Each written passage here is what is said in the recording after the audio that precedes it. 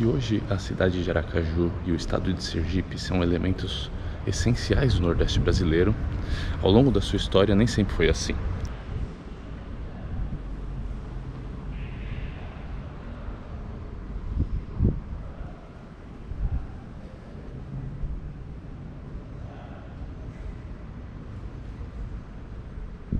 No início, desde o período da colonização, o estado de Sergipe e os seus municípios faziam parte do estado da Bahia, sendo ocupado por franceses e holandeses ao longo dos vários episódios e capítulos da história do Brasil. No dia 8 de julho de 1820, através de uma carta régia oficial enviada do Rio de Janeiro por Dom João VI, o estado de Sergipe recebeu independência do estado da Bahia.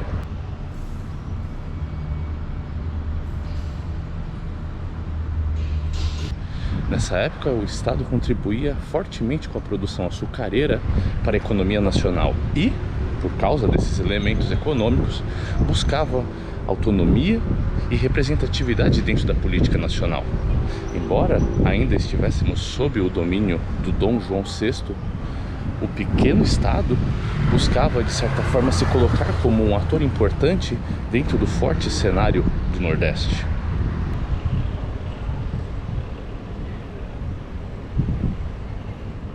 Se hoje em dia a cidade de Aracaju é reconhecida pelas suas festividades, pelo Pré-Caju, pelo São João, durante muito tempo ela não foi a capital do estado de Sergipe, sendo até então a cidade de São Cristóvão a quarta cidade mais antiga do Brasil, localizada um pouco mais ao interior em relação ao litoral.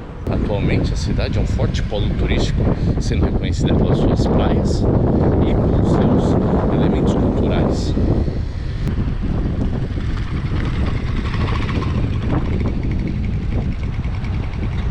A cidade em si possui alguns marcos zeros por todo o seu centro. Aqui é um deles, sendo o local onde o presidente da província, Inácio Joaquim Barbosa, realizou a transferência da capital da cidade de São Cristóvão para a cidade de Aracaju. Daqui de cima é possível observar toda a cidade, inclusive o Rio Sergipe e a Barra dos Coqueiros.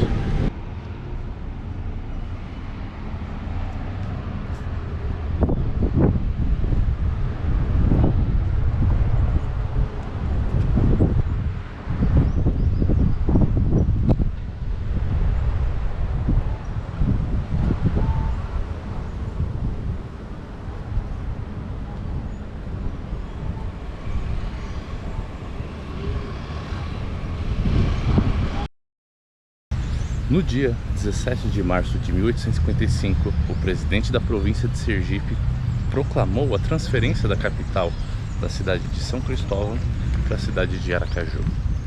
Essa mudança visava principalmente facilitar, por questões administrativas, o envio do açúcar e do algodão, que era todo produzido nas principais cidades do interior, através do porto de Sergipe.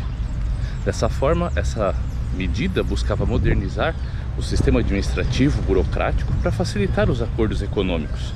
E isso fez com que muitas coisas mudassem. Obviamente, as elites do interior ficaram extremamente insatisfeitas, mas, de fato, isso acabou modernizando a cidade.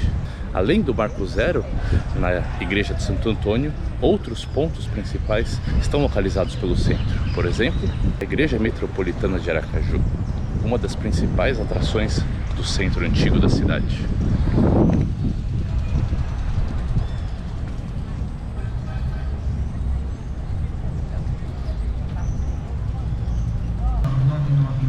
Tendo sua construção iniciada no ano de 1862, a igreja só ficaria pronta no ano de 1875, se tornando a Catedral Metropolitana por volta de 1910. É importante lembrarmos que Aracaju, até a virada do século XIX para o século XX, era uma cidade relativamente pequena, por mais que fosse a capital de um estado do Nordeste que tivesse sim um importante aspecto econômico para o Brasil. Não possuía tanta relevância dentro desse cenário nacional, especialmente por estar imprensada entre cidades como Salvador e Recife, por exemplo.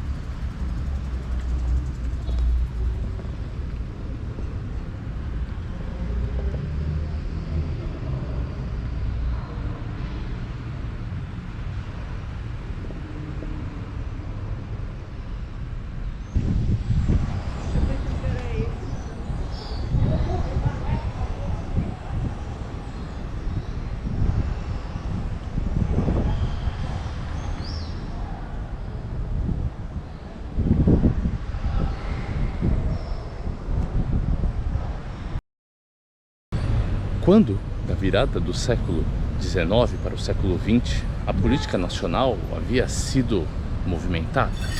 Em 1888, a abolição da escravidão. Em 1889, a proclamação da República. A virada dos 1800 para os 1900 foram marcadas por uma forte transição política no Brasil, da República da Espada, iniciada com o Marechal Deodoro da Fonseca, para a República do Café com Leite, encabeçada por fazendeiros e representantes da elite mineira e paulista.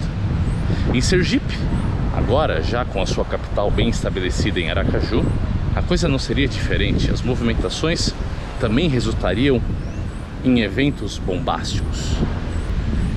No início dos 1900, um forte e influente político de Sergipe chamado Olímpio Campos comandava e assumia a liderança das elites e dos interesses dos grandes fazendeiros do estado.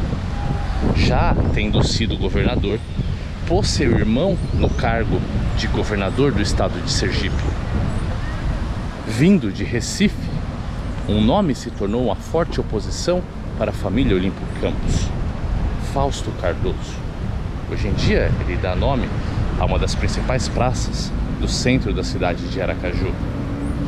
Fausto Cardoso era um advogado, poeta, político, intelectual brasileiro do início do século XX. Organizou um movimento de oposição a Olímpio Campos e seu irmão. Em 1906, então, resolveram cercar o palácio e obrigaram o irmão de Olímpio Campos a assinar sua renúncia, ocupando e, de certa forma, se tornando à força o novo governador do estado. Obviamente, Olímpio Campos não aceitaria isso de maneira tranquila, afinal, era seu irmão, sua linhagem e seu grupo de interesse que estavam sendo ameaçados diante desse golpe organizado na cidade de Aracaju. Deu-se início então uma forte movimentação militar. As tropas de Sergipe acabaram se juntando a Fausto Cardoso. Dessa forma, ele teve que apelar para as tropas da Bahia, que era um estado vizinho. As tropas vieram, cercaram o palácio onde Fausto Cardoso e seus correligionários estavam organizados e declararam um basta. Iriam solucionar esse problema de uma vez por todas. Nessa exata praça, Fausto Cardoso então sai de peito aberto de dentro do palácio e entra em combate direto com as tropas vindas da Bahia.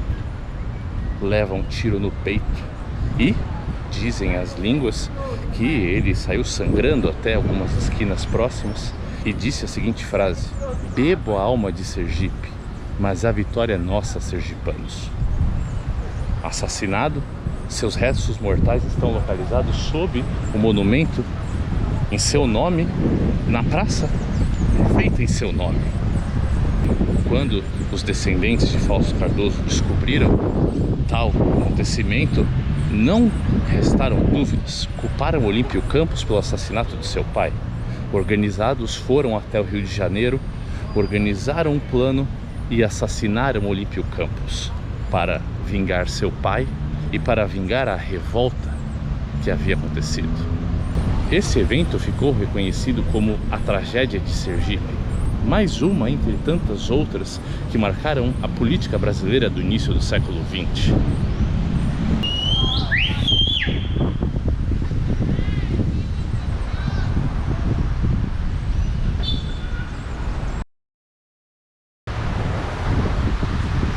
Tendo conseguido sua independência em 1820, com a aprovação de Dom João VI, e com a transferência da capital de São Cristóvão para Aracaju em 1855, conforme os anos foram se passando, a cidade passava a receber cada vez mais atenção do poder imperial.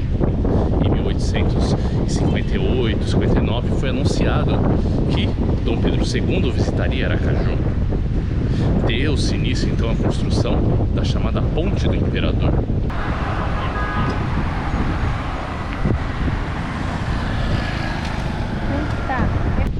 Uma ponte, como se fosse um pier, um pequeno porto, que em 1860 recebeu a visita oficial do imperador Dom Pedro II na época, na cidade de Aracaju. Isso colocou a cidade de uma vez por todas no mapa do país.